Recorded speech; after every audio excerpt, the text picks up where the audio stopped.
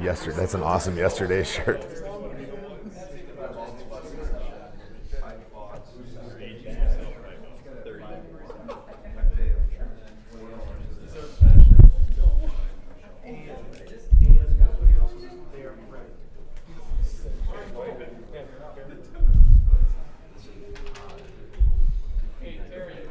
I'm ready. All right, cool. All right, so we're going to begin the show on a countdown from 10.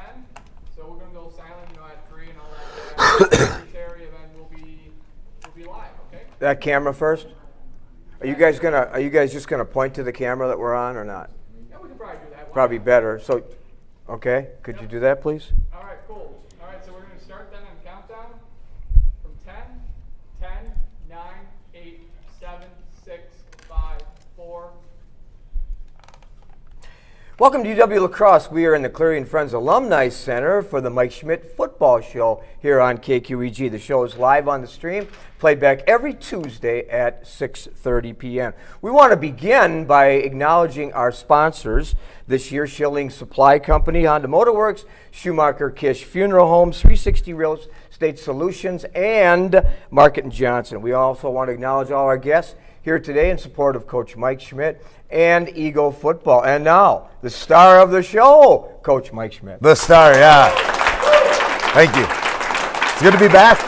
It is.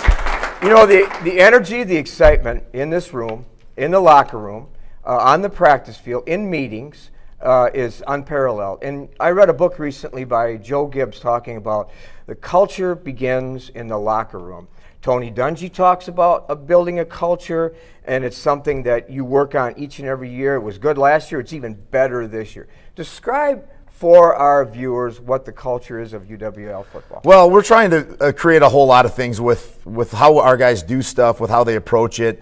And really this year with the new, we have a lot of new coaches, new players, really throughout that. It was a big onboarding process. We want to continue really what we had built on our first couple of years and really what we believe in, those cornerstones of positivity and love within our program. But at the same time, it gave us an opportunity to really examine, hey, what do we want to keep? What don't we want to keep? What do we want to do better at? What do we want to do more of or less of? And so, continuing that trend of positivity and love. And we added to it a couple of those things, but we sure want to feel that. We want our guys to, I think that's really been what changed our program, was the belief in each other and in what we were doing here. And that really changed not only on the field, but throughout the recruiting process. And then last year with that 8-2 season kind of validated, yeah, we believe in what's happening here, and let's keep it kind of moving in that same direction. I also noticed some keywords too: humility, respect, purposeful, giving your best effort every single time you're on the field, and so on. I hear your captains talk about that. I hear your leaders talk about that. Those are part of who you are too. Without a doubt. And really that's kind of the hallmark of what our program is right now is how can we get our best out of each other? I think it's such an easy thing to say, well, let's be better today, or let's get incrementally better. What does that really mean? How much is that, But getting our best every day, now that's something that we can really strive for, and that has to be taken to heart by these players that are here today and that are out on the field. They have to truly believe that and embody that mark of getting their best out of each other, and that's really what changed this program, was believing that if we play our best, we can beat anybody that's out there. And if we don't play our best, we can get beat by anybody who's out there. And both of those still remain true today. I noticed in your press conference, and you still talk about the 12th man concept. 12th man meaning not just people at the game, but alum, community members, reconnecting Coach Larry Terry, Coach Roger Herring, some of the old quarterback club people, and so on. Just building a community and, again, trying to really have a powerful 12th man. Talk about that. Well, I sure think that this community wants that. I think if you look at our attendance numbers have been really strong at our games. Our first year, we broke the single season and the single game attendance record for our new stadium out there, which was outstanding. And we've continued on that trend for interest level in our program, in our community. But we need that. We have to have our alums and our supporters and really this community, because we want to be a part of that. We want to be a part of this community. We want to make an impact on this community. We want them to come back and support us on the other side of that thing. I think you look at some of the things we did last year, obviously a number of our volunteering efforts that we have throughout the the whole La Crosse area, but we went into schools last year. We had almost 20 hours a week of players in Summit Elementary on the north side on French Island.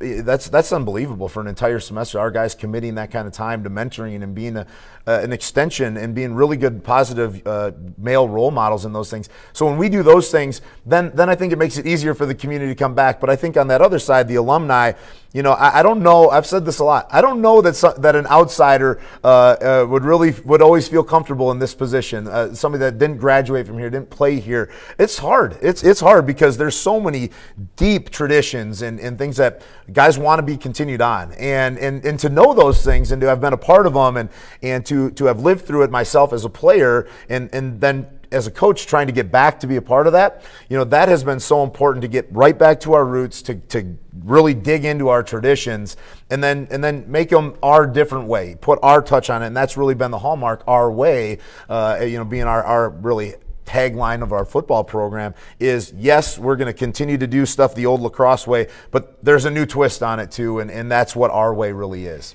A lot of our viewers, before we take a break, a lot of viewers are interested in, and I am interested in, the recent articles that are covered throughout the country about tactics being used in practice training camp. Texas A&M, there was an incredible article, eye-opener, of course, Maryland, Ohio State. When I go to watch your practices, you challenge your players. There's a lot of excitement, but you don't cross that proverbial line. There's not questionable things you do, which to me sends a pretty strong message as to what you're all about. Yeah, we would never do that. I mean, how can we talk about positivity and love and respect for our players if we treat them in a poor way, if we're pushing them too far? Now, there is a line that's there. Now, what's nice for us is that we have science on our side with that. We have data with our guys wearing chest straps, monitoring their heart rate, monitoring how hard they're working, monitoring all of those things that we know in real time. We'll know really where our guys are at, how are they making it through. This year especially, we had the really intense heat this year throughout fall camp. So being able to put numbers to that is how we know where the line's at. Even today, I pushed some of our guys a little too hard in our Monday practice yesterday. I know how many coaches would say they pushed them too hard. Well, we didn't. It wasn't this pushing them too hard. When we monitor our overall mechanical loads and our intensities of practice with Dr. Glenn Wright on our strength and ESS side of it, we know where the line is at and where we need to get them to, not only to stay safe, but really to make sure that they're performing at their best in practice and then obviously on Saturdays. Well, you challenge them, just like a good parent, a good teacher, you challenge with high expectations, but you reward too. Before we go to break, I don't think a lot of people understand the commitment of your student athletes and coaches during training camp. The schedule is just incredible. Quickly share what the schedule is here in training camp. Yeah, it's a grind for those guys, but at times we build in a lot of naps and things like that for them. We go 6:30, 7:30 breakfast, a morning practice, we schedule a nap, then they'll have a workout or meetings in the afternoon and a little bit of meetings at night. So we're always making sure that we get them their rest, hydration, and food, but scheduling in a nap, you and me would like that, I'm sure, quite a bit too. We should, but we would like that. In fact, I can do that, but you can't. No. Naps are not for the staff. All right, we're going to step aside just for when we come back. We're going to bring a couple key components to the football program as our guests right after this. The all-new Honda Fit gives you the flexibility of the magic seat with the fuel efficiency you celebrate at the pump. From Honda Motorworks. You'll love more miles per dollar. Honda Motorworks. Since 1897, Schilling Supply Company has been your single-source provider of business solutions and supplies. Their 65,000 square foot facility stocks over 3,000 items ranging from packaging, janitorial, industrial, food processing, safety, and specialty products. Schilling Supply provides the essentials you need to meet your customers' and employees' expectations. Businesses like Gunderson, Quick Trip, Dynamic Recycling, and Badger Corrugating rely on Schilling Supply to deliver the right products at the right time. Schilling Supply Company. Visit on the web or call.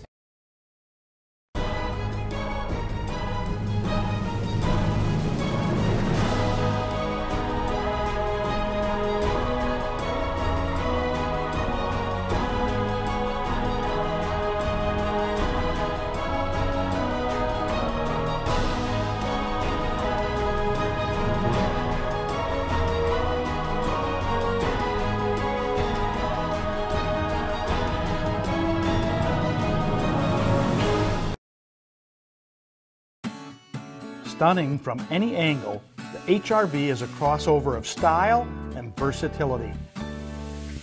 You'll love more miles per dollar. Honda Motor Works. Stunning from any angle, the HRV is a crossover of style and versatility. You'll love more miles per dollar. Honda Motor Works. Stunning from any angle, the HRV is a crossover of style and versatility.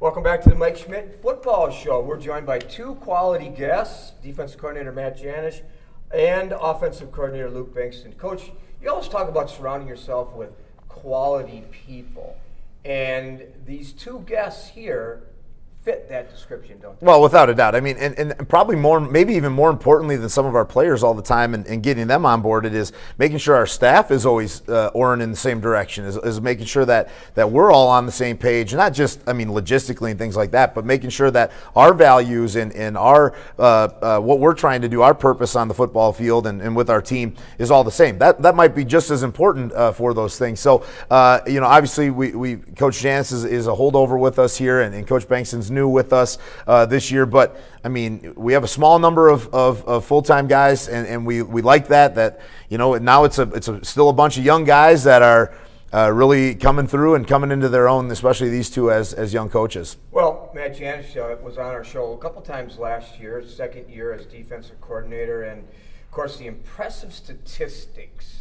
and what you did with that defense last year, a big part of that 8-2 season, led the league in a variety of ways, had some all-conference performers, certainly one of the better defensive performances in many, many years by the Eagles. How are you going to duplicate that this year? And reflections of last year, Coach? Yeah, I don't think you look to duplicate last year. It's a whole new group of guys, and it's kind of, we have some pieces change and some position changes, or just really new faces. So it's just working with them, and obviously having that training camp was huge. And looking back even to spring ball last spring was getting them to play the way that we want on defense. And like I said, getting guys to move into certain positions and getting them comfortable with the system and what we're running on defense. And welcome to La Crosse, Wisconsin there, Luke Bankston. Thank you. That Bankston name, pretty familiar in the Green Bay circles, by the way. You've probably been asked that 1,000 times. But when I looked at your resume, first time in La Crosse, I mean, I couldn't even believe some of the things you've done as a player and as a coach. And then what stood out to me when I was reviewing it is with Arkansas under Brett Bielema. I mean, you've done a lot of things to prepare yourself to be here. Kind of show our viewers exactly who you are and your roots. Yeah, grew up in Iowa and did that deal. And as far as getting to be at some good situations and some good places, I definitely feel fortunate for those roles. And most of those roles was me assisting a coordinator, and so hopefully I've picked up a few things along the way that we can incorporate here, and so we can have a good offense and help the team. And you were a player too. You had a lot of success there. Any defining moments that you picked from any of those spots that you were at? Probably the most impactful moment for me as a coach and where I learned the most was actually at a high school in 2015. I got to work at Dowling Catholic in Des Moines underneath a coach who's won 5 state titles in a row, and he's been the most influential guy on my coaching career so far. Well, last year it was common knowledge that UWL's offense was just incredible.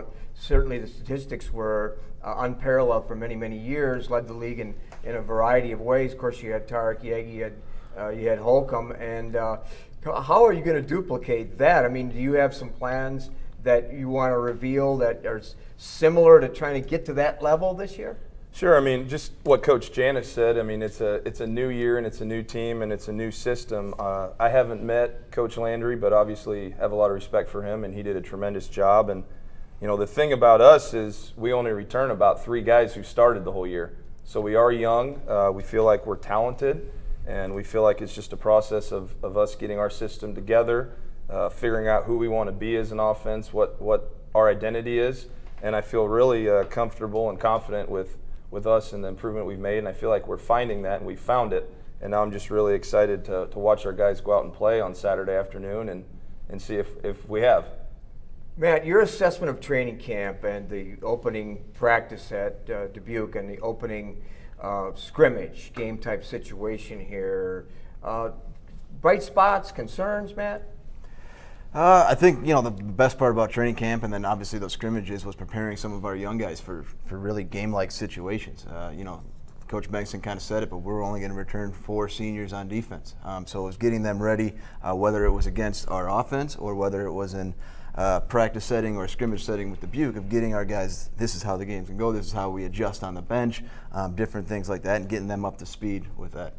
And usually defense is ahead of offense in most cases early on. Yep. Your assessment of training camp and the scrimmage? Yeah, I'd agree with that statement. Especially early on, putting together a new offense, there's a lot of volume at the beginning, and it just takes reps, especially at the quarterback position, for them to grasp that. We also had a lot of young offensive linemen, and I really feel like they're coming into their own. Couldn't be more excited about the job Coach McGlenn's done and how their development is.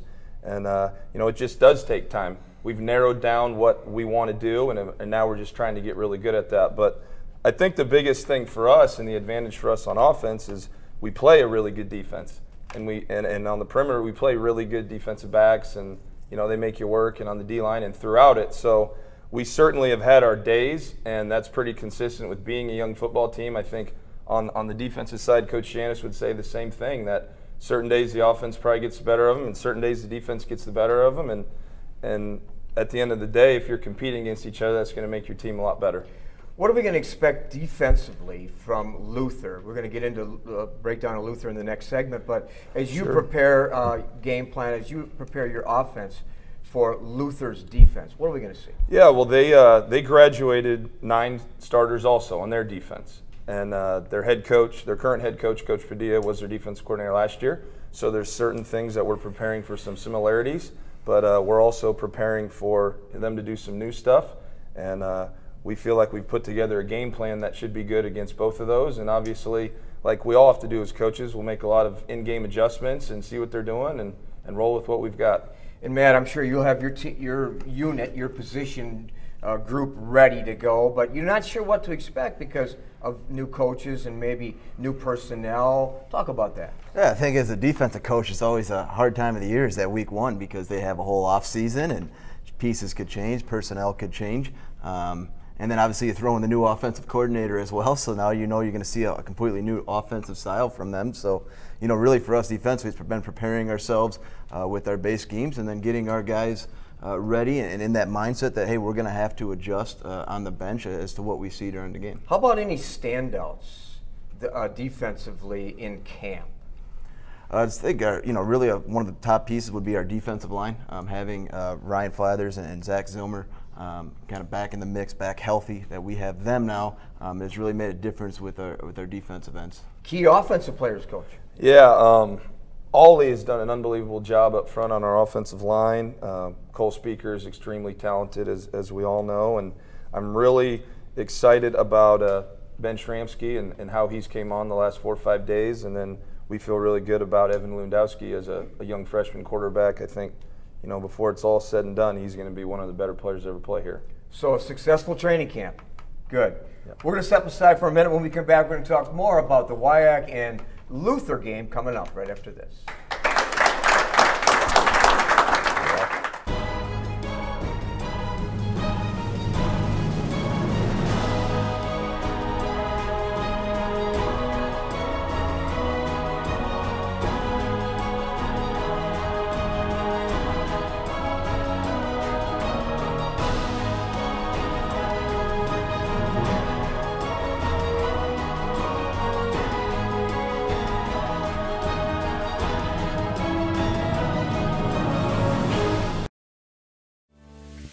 You'll love more miles per dollar.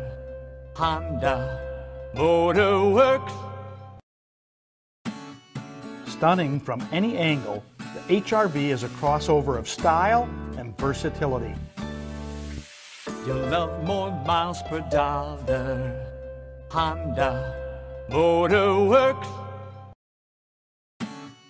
Stunning from the all-new Honda Fit gives you the flexibility of the magic seat with the fuel efficiency you celebrate at the pump. From Honda Motorworks. You'll love more miles per dollar. Honda Motor Works.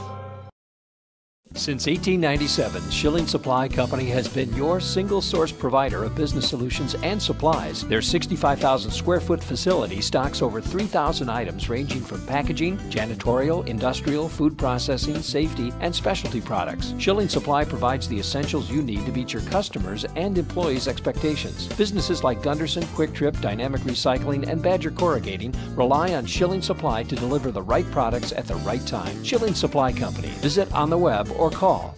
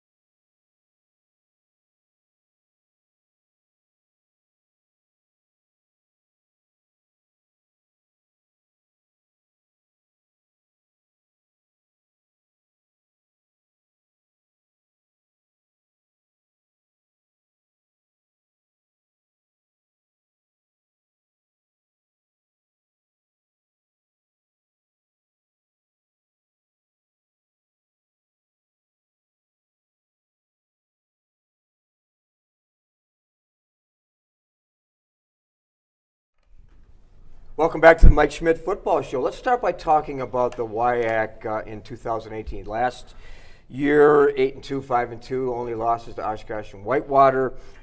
Prediction, fourth for UWL. What do you think of that? Yeah, well, it sure shows that they didn't have a lot of respect for our win over Platteville last year and putting us below them, which, whatever, it's okay with wherever those things predict. I think they've been wrong most of the time here the last couple of years, but we sure want to use that to fuel us, to motivate us maybe a little bit more on that. But hey, there's really 4 or 5 really good teams in this league, and then the rest of them are still really good football teams too. But boy, the top end of our league is really good. You look at a team that goes 8-2, and I know we lose a lot of guys, but then predicted to finish 4th in the league. With some of our recruits coming through, that just shows you how tough this league really is. Is that bulletin board material then? No, it doesn't matter. It's not about them. It's not about anything else. It is for me, maybe. The head coach gets his ego hurt a little bit with it, and that's okay.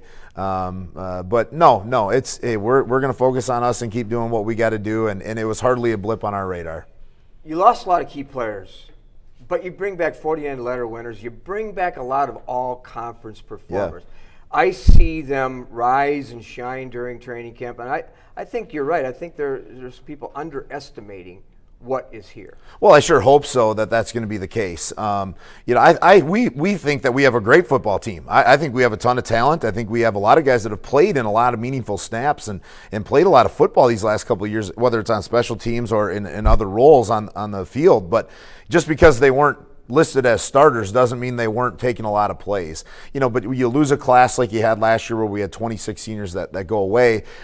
We sure feel like we've replaced that with as many good players as we can possibly find. And going through trying to make our cuts and get down to the numbers that we have to get to, it was tough, and that just shows you how competitive and how deep our talent is on our roster right now. We feel really good about the recruiting we've done the last couple of years, and those guys will now be through and start showing up here as juniors and seniors. We're really thrilled about that. Speaking of that, in the middle of the summer, there was a press release that came out on 80-some recruits you brought in from a variety of states, multiple positions, and it was like, whoa, has that ever been duplicated? And I see a lot of that in training camp. Yeah, there's a lot of new faces, a lot of new players, a lot of new additions to it. We had more, starting the season, we had more new players almost than we did returners, which is kind of crazy, but that's the nature of where we're at right now. And that's going to be an anomaly. That won't be the case what it's like every year. We didn't just say bring in new players and let's win with freshmen. We certainly didn't think that was the case, but we brought in a lot of really good players. We had to because of our numbers. We had all those vacant spots on our roster, so we went out and recruited it. And that's really that's what recruiting is all about. It's accumulate talent. Get as much good players that fit what you're doing. And I think we do such a good job in the recruiting side of things, just saying, hey, here's what we're like all the time. You either like it or you don't. You can either get into school or you can't get into school here. And if you like those things and you like our city and our school, and our assistant coaches do such a great job getting them on campus for game days, getting them on campus, once their seasons are done, once our seasons are done. But they do such a good job. Just, hey, this is what we are. You either like it or you don't, and we just find that talent. And I think we've just done a really good job. So yeah, we don't have a lot of those. We have a lot of new faces, not a lot of returners. But I think you're going to find out who these guys are real quickly. I think so too. Well, real quickly, before we talk about Luther, looking at your schedule, I circled 2 dates: September 29th at home. Yep. 4 o'clock, Oktoberfest Saturday against Whitewater, and October 20th at UW-Oshkosh.